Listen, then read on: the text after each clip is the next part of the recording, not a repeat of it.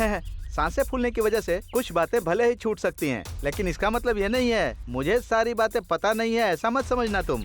क्योंकि पुरानी बातें भूलनी नहीं चाहिए, क्योंकि वो जितनी जरूरी है उससे भी ज्यादा जरूरी है पुरानी बातें याद रखना, ये जरूरी होता है। जीने की उम्र में तुम्हारी बेटी काजल इधर की रही न उधर की रही, ऐसा हो गया। जब तुम उसे देखते होगे तो तुम्हारे दिल में कितनी तकलीफ होती होगी। एक बाप होने के नाते मैं समझ सकता हूँ, क्योंकि मैं भी एक बेटी का बाप हूँ ना।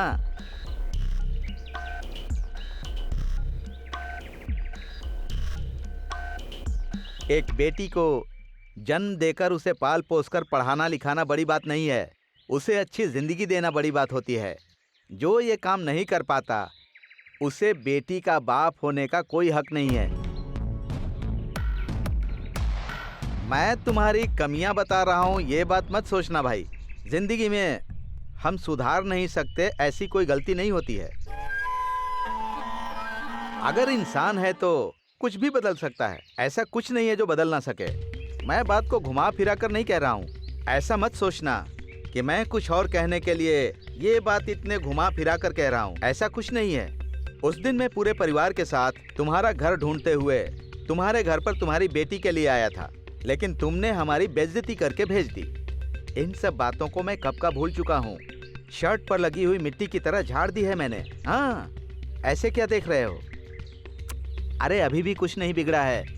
मेरे बेटे की अभी तक शादी नहीं हुई है। तुम मेरे घर पर आ जाओ, अपनी बेटी के लिए मेरे बेटे का हाथ मांग लो। वो कैसे? अपनी बेटी को तुम अच्छी जिंदगी देना चाहते हो कि नहीं? हाँ, तो फिर मैं जो कहता हूँ वो करो। मेरे घर पर आ जाओ, मेरी पत्नी से रिक्वेस्ट करके अपनी बेटी के लिए मेरे बेटे का हाथ मांग लो। अरे इतना सोच क्या रहे हो मुच्छड़? इसमें सोचने जैसी कोई बात नहीं है। अरे सही है, बोल दो। अरे तुम मेरे समधी बन गए, बोल दो। कॉन्ग्रेचुलेशन। अब तुम जाकर अपनी मूंछों पर ताव दे सकते हो। हाँ, एक और खास बात। ये बात मैंने तुमको बताई है या फिर मैं तुमसे मिला भी था, ये बात मेरी पत्नी को मत बताना, नहीं तो मुझे जिंदा जला देगी। उसके बाद मैं भी तुम्हारी तरह मूछें लगाकर घूमूंगा। मेरी बात अच्छी लगी ना? दुर्गा, क्या फैसला किया बेटी? किस बारे में पूछ रही हो माँ? तुम्हारी शादी के बारे में। और क्या? एसपी साहब को मैं क्या जवाब दूं, बताओ? मैं उनसे बात कर लेती हूँ माँ। जो तुम उनसे बोलने वाली हो वो बात तुम मुझसे नहीं बोल सकती। ठीक है माँ, अभी आपको क्या जानना है, बोलिए। तुम शादी के लिए तैयार हो कि नहीं, ये बताओ। नहीं माँ, अभी मेरी लाइफ में बहुत सारे प्रॉब्लम्स हैं और इस वक्त मेरी शादी उतनी जरूरी नहीं है माँ। प्रॉब्लम तो हमेशा लगी रहती है, तो क्या तुम कभी शादी नहीं करोगी? शैलू के बारे में एक बार सोचिए ना माँ। वो जिंदगी में कभी भी बच्चा नहीं पैदा कर पाएगी। ये जानकर कौन सा लड़का उससे शादी करेगा? और इस तरह की बातें दिल में रखकर मैं शादी करके अपनी जिंदगी कैसे बसा सकती हूँ माँ? तुम उसकी इतनी चिंता कर रही हो और वो तुम्हारी जरा भी इज्जत नहीं करती। तो क्या हुआ? इस वजह से क्या वो मेरी बहन नहीं रही माँ? मेरी शादी से पहले मुझे उसके लिए एक अच्छा लड़का ढूंढना होगा, उसके बाद ही मैं खुद की शादी के बारे में सोचूंगी। अभी तो तुमने कहा था कि शैलू से शादी के लिए कोई लड़का तैयार नहीं होगा। तो क्या हुआ? कोई ना कोई लड़का तो ढूंढना होगा ना। उसके लिए हम एक जरूर एक अच्छा लड़का ढूंढेंगे और उसकी शादी कराएंगे माँ, वरना उसका भविष्य खराब हो जाएगा माँ। क्यों बेटी? मैं मना नहीं कर रही, उसके लिए भी लड़का देखेंगे, लेकिन तुम्हारे लिए इतना अच्छा रिश्ता आया है, उसे ऐसे ही छोड़ दें क्या? लड़का क्रिमिनल लॉयर है, देखने में भी अच्छा है। अगर तुम उससे शादी करोगी तो तुम दोनों की जिंदगी खुशहाल रहेगी बेटा। माँ, मैं पुलिस वाली हूँ और वो वकील। सिर्फ इसी वजह से शादी कर लूँ क्या? कौन है, कैसा इंसान है, उसका नेचर क्या है, अच्छा या बुरा है, और भी बहुत सारी बातें जाननी होती है माँ। तुमने पापा से क्यों शादी की थी? क्योंकि आप उनको पसंद करती थी, उनसे प्यार हुआ तभी तो शादी किया। मेरे मन को भी तो पसंद आना चाहिए, और अगर ऐसा कुछ होता है तभी मैं शादी करके खुश रह पाऊंगी। मेरी बात सुनो, तुम लड़के से एक बार मिल लो, अगर पसंद आए तो हाँ बोलना। अभी नहीं ना माँ। तो फिर कब? मेरे मरने के बाद करोगी? माँ प्लीज ऐसी बातें मत करो। माँ, अब क्यों गुस्सा हो रही हो? तो क्या करूं बेटी? एक माँ अपनी बेटी की शादी की चिंता नहीं करेगी तो क्या करेगी? तुम्हारी छोटी बहन वो तो अपनी मर्जी से जीना चाहती है और यहाँ तुम भी बस अपनी ही मर्जी चला रही हो। मैं तो तुम दोनों के बीच में फंसकर रोज रोज पिस रही हूँ। अरे मैं तो बस इतना ही चाहती हूँ कि तुम दोनों की शादी करा दूँ। यही उम्मीद लेकर जी रही हूँ मैं। माँ, अब आप क्यों रो रही हो? आप हमारी शादी कराना चाहती हो ना? ठीक है, तो वैसा ही होगा।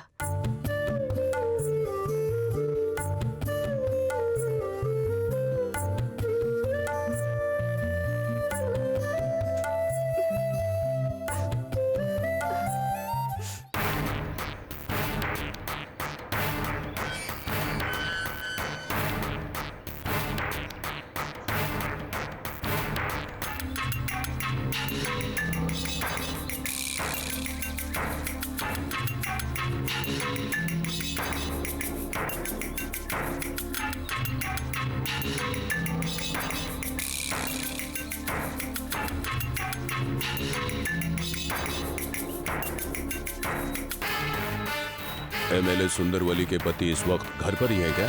हाँ, वो घर पर ही है। पर आप कौन है? उनसे कहिए चिन्ना प्रताप आया है। आप 1 मिनट रुकिए।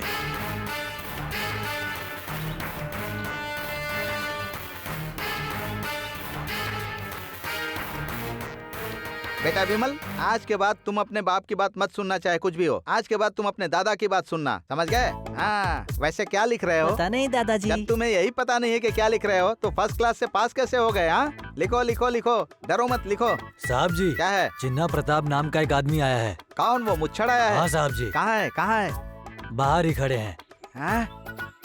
अरे छोटे मुच्छड़ आए हैं क्या? चिन्ना प्रताप, नमस्ते, आइए आइए नमस्ते। आइए, बहुत सही समय पर आए हैं। आपको देखकर बहुत खुशी हो रही है। हाँ, पहले हाथ मिलाइए, हाथ मिलाइए। आइए अंदर आइए, चलिए आइए अंदर बैठकर बात करते हैं। ए रुक जाओ, तुम अंदर कहाँ जा रहे हो? आपको जहाँ से लेकर आए वहीं पर जा रहा क्यों, हूँ। मैं अंधा हूँ क्या? मैं खुद चला जाऊंगा। अच्छा सुनिए चिन्ना प्रताप, जब से मेरी बीवी एमएलए बनी है ना, मेरी बीवी का और मेरा मिलन नहीं होने देता है ये जंगली भालू। ऐसे क्यों बोल रहा है? हाँ, आप अंदर आइए, आइए आइए। तू रुक रहे? ए, तेरा जन्म चंद्र ग्रहण में हुआ है क्या? जब देखो तब ग्रहण लगाते रहता है। हाँ, आप अंदर आइए। ए, तू यहीं पर रुकना। हाँ, आइए आइए आइए चिन्ना प्रताप, आइए। हाँ, हाँ। अच्छा, चंद्र और सूर्य के मिलन के टाइम पर आप आए हैं। ऐसे क्या देख रहे हैं आप? ये मेरा ही बंगला है। क्यों भाई, साधारण काउंसिलर सुंदरवली इतना बड़ा बंगला बना लिया, ये सोच रहे हो क्या? साधारण काउंसिलर नहीं है, अब वो है एमएलए सुंदरवली। वो क्या है ना, ये सिर्फ 5 करोड़ का है। पूरे गांव ईस्ट वेस्ट नॉर्थ साउथ चारों तरफ सब मिलाकर 3 घर बनवा रहे हैं हम लोग। हाँ, क्यों ये बंगला ऐसे हिल क्यों रहा है, सोच रहे हो क्या? अब मेरी बीवी ऊपर से आ रही है, उसके आते ही सीधा नमस्कार करना। हाँ,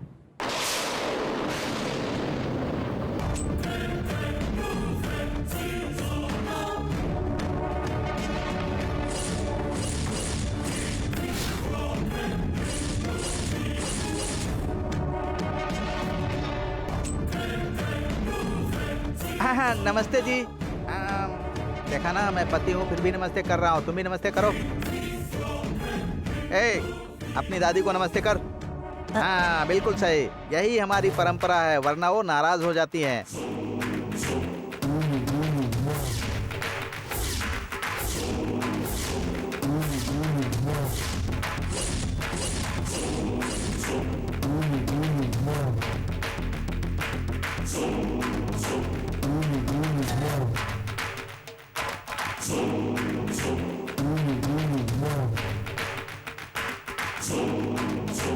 ऐसे क्या देख रहे हो? वो मेरी बेटी है श्यामला और वो पास में खड़े हैं, वो मेरे दामाद हैं। इन दोनों को नमस्ते करने की जरूरत नहीं है। क्यों नमस्ते करना पड़ेगा?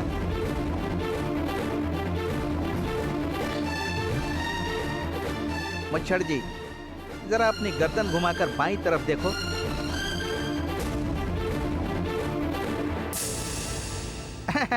देख लिया ना, ये दूसरा कोई और नहीं है, वो है। अरे वही दूल्हा, दूल्हा तुम्हारे घर का होने वाला दामाद। हाँ, क्या हुआ मुच्छड़ जी, लड़के को देख रहे हो क्या? थोड़ा राइट में देखो। अरे मुझे नहीं, सीधा देखो।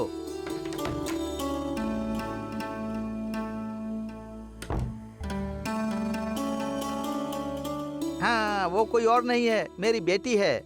उसका नाम है बसंती। इस घर की लक्ष्मी, महालक्ष्मी, गजलक्ष्मी और फिर जितनी लक्ष्मी होती है सब यही है।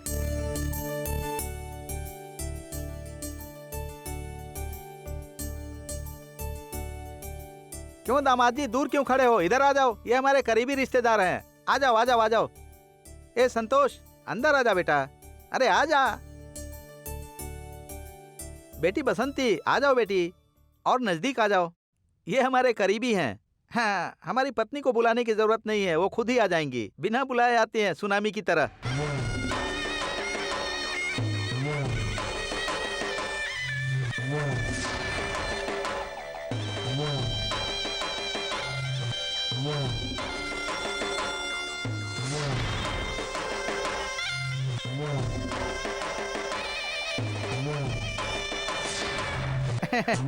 एमएलए मैडम आ गई। क्यों सुंदरवली, तूफान की तरह कड़कती हुई आई और बर्फ की तरह शांत हो गई। साइलेंट हो गई हो, वायलेंट की तरह रहती हो, आज साइलेंट तुम। अच्छा ठीक है। दामाद जी, आपके ससुर जी का दिमाग लग रहा है कि काम करना बंद कर दिया है। पिछले हफ्ते ऐसे ही रोड पे रहने वाले पिल्ले को लाकर घर के बीच में बैठाकर तमाशा दिखा रहे थे, और आज फिर से और आज रोड पे रहने वाले किसी आदमी को घर लाकर सबसे परिचय करा रहे हैं। ये क्या नाटक चल रहा है? हाँ,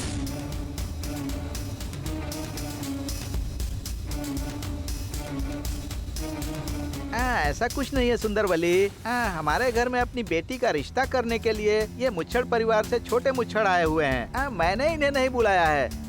अब घर आए मेहमान से बाहर खड़े होकर बात करना अच्छी बात नहीं है ना, इसीलिए मैंने अंदर बुलाकर बैठने के लिए कह दिया। क्या बोलना चाहते हो? ये सॉल्यूशन है तुम्हारा? जिसकी औकात नहीं है उसे सिर पे बिठाकर बात करने के लिए बोल रहे हो?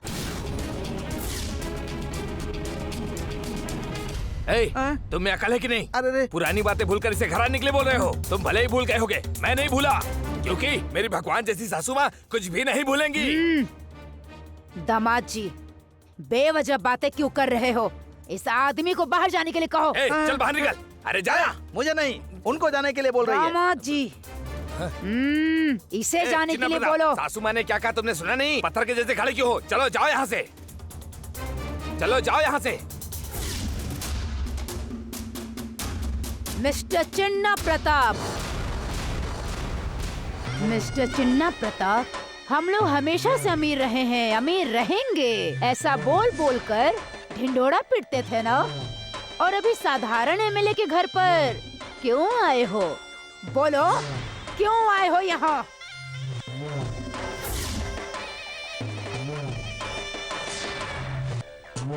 जब मैं साधारण सी काउंसलर थी उस वक्त तुम्हारे घर मैं अपने बेटे का रिश्ता लाई थी, लेकिन तुमने मुझे कैसे बेइज्जत किया, मेरे परिवार का कितना अपमान किया था। तुमने क्या सोचा मैं इतनी जल्दी भूल जाऊंगी? एक इज्जतदार औरत कभी नहीं भूलेगी, और मैं इज्जतदार हूँ, मैं नहीं भूल सकती, इतनी जल्दी तो नहीं भूलूंगी। इस जन्म में तो क्या, कितने भी जन्म ले लो, चिन्ना प्रताप, मैं नहीं भूल सकती।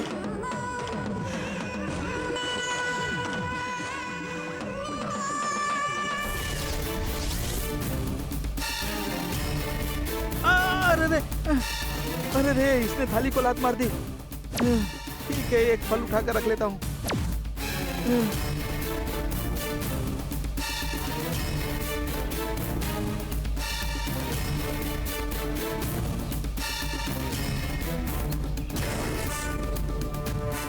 अच्छा हुआ, इसकी लात पड़ने से थाली हवा में उड़ी और मैं बच गया। अगर थाली मेरे चेहरे पर लग जाती तो चेहरा फट जाता मेरा।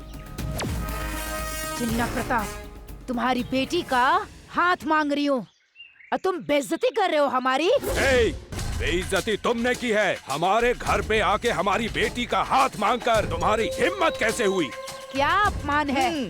तुम और मैं एक ही जाति के हैं, तो इसलिए मैं तुम्हारी बेटी का हाथ मांगी। तो इसमें गलत क्या है? ए, क्या पूछ रहे हो तुम? हम लोग इस एरिया के साधारण आदमी हैं क्या? ये हमारे एरिया की काउंसिलर है। जब ये जीती थी तो मैं पूरे एरिया में इसका पोस्टर लगाया था। इसको जिताने में मेरी भूमिका है। इसके पोस्टर मैंने ही चिपकाए थे। You know who I am इनका हस्बैंड हूँ। यहाँ तो बोलने दो मुझे। चर्बी बहुत बढ़ गई है तुम लोगों की, इसीलिए मेरे घर पे आके ऐसा बोल रहे हो। तुम्हारी बेटी कोई रंभा या उर्वशी है क्या? बेटी का नाम काजल चुप है। रहो। चुप हो गया। मेरी बात सुनो चिन्ना प्रताप, मेरे लड़के को देखो कितना हैंडसम दिखता है। इससे शादी करने के लिए तुम्हारी बेटी की कोई औकात नहीं है। और नहीं तो क्या? चिन्ना प्रताप, अच्छी तरह सुन लो। तुम्हारे घर की बेटी हमारे घर की बहू बने, नहीं इसकी बहू बने, इतनी भाग्यशाली नहीं है। तुम भी इतने भाग्यशाली नहीं हो। हाँ सही कहा ना? मुंह बंद करो अपना। कितनी बार चुप करवाओगी? हम लोगों का स्टेटस बहुत बड़ा है और तुम्हारी औकात कुछ नहीं। हम लोग खानदानी अमीर हैं। हिम्मत बहुत बढ़ गई है। नौकरी करके रोटी खाते हो और मेरे घर में रिश्ता बनाना चाहते हो। देखिए आप अपनी। क्या देखूं? हाँ वो तो हम लोगों ने देख लिया, ये जो तमाशा चल रहा है। छी, ऐसे बात कर रही हो? ऐसे तमाशा करके एकदम लो क्लास की लग रही हो। हम लो क्लास वाले हैं और तुम बड़ी हाई क्लास वाली हो। तुम्हारे पास पैसा हो सकता है, लाखों करोड़ रुपए बैंक में तो हो सकते हैं। धन और दौलत, जमीन जायदाद भी सब होंगे तुम्हारे पास। वो हमारे पास नहीं है, लेकिन अगर कल को, आज ये मैडम काउंसिलर हैं, लेकिन कल देखना ये मैडम डिस्ट्रिक्ट कलेक्टर बनेंगी, फिर एमएलए भी बन जाएंगी और उसके बाद मंत्री भी बन जाएंगी। उसके बाद मैं तुमसे पूछूंगा। ये सब डायलॉग तुम्हें नहीं बोलना चाहिए, मुझे बोलना चाहिए था। तुम कौन हो तुम्हें पता है ना? पता नहीं है तभी तो तुम्हारे साथ हूँ ना। ये आपस की बात है। देखिए आप लोग बहुत ज्यादा बातें कर रहे हैं। देखो भाई, हम लोग ज्यादा बातें नहीं कर रहे हैं, बल्कि आपके परिवार ने बहुत ज्यादा कर दिया है। तुम्हारा घर ढूंढकर हम लोग आए तो बेइज्जती कर रहे हो। घर आए हुए रिश्ते को इस तरह से ठुकरा रहे हो। अभी जो बोल रहा हूँ उसे ध्यान से सुनो। इस लड़की के लिए तुम लोग हर गली और चौराहे पे लड़के के लिए दर दर भटक रहे हो। मेरी बात सुनो, जमाना हमेशा ऐसे ही रहेगा मत सोचो। एक घड़ी के कांटे की तरह वो हमेशा ही घूमता रहता है। घड़ी हो या कोई गाड़ी हो, मुच्छड़ परिवार बोलेगा तो वो भी रिवर्स घूमने लगेगी। तो मेरी भी बात सुन लो, ये हमारे परिवार का सवाल नहीं है, श्राप है। तुम ताली क्यों बजा रहे हो? जब जब तुम मीटिंग में अच्छी बात करती थी तो मैं तालियां बजाता था ना, इसीलिए अभी भी बजा दिया। अब देखो तुमने अपना बोल दिया ना, मैं अपना बोलता हूँ। मैं आखिरी बात बोल रहा हूँ, हमारे बीच अभी तक जो भी हुआ भूल जाओ। मैं भी भूल जाता हूँ, आप भी भूल जाओ। ऑटो का बिल दे दो। अगर 1 मिनट भी यहाँ रुके तो तुम लोगों का सर धड़ से अलग कर दूंगा मैं।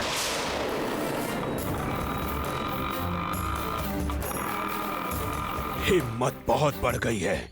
मेरी बेटी का रिश्ता मांगने आ गए, छोड़ूंगा नहीं।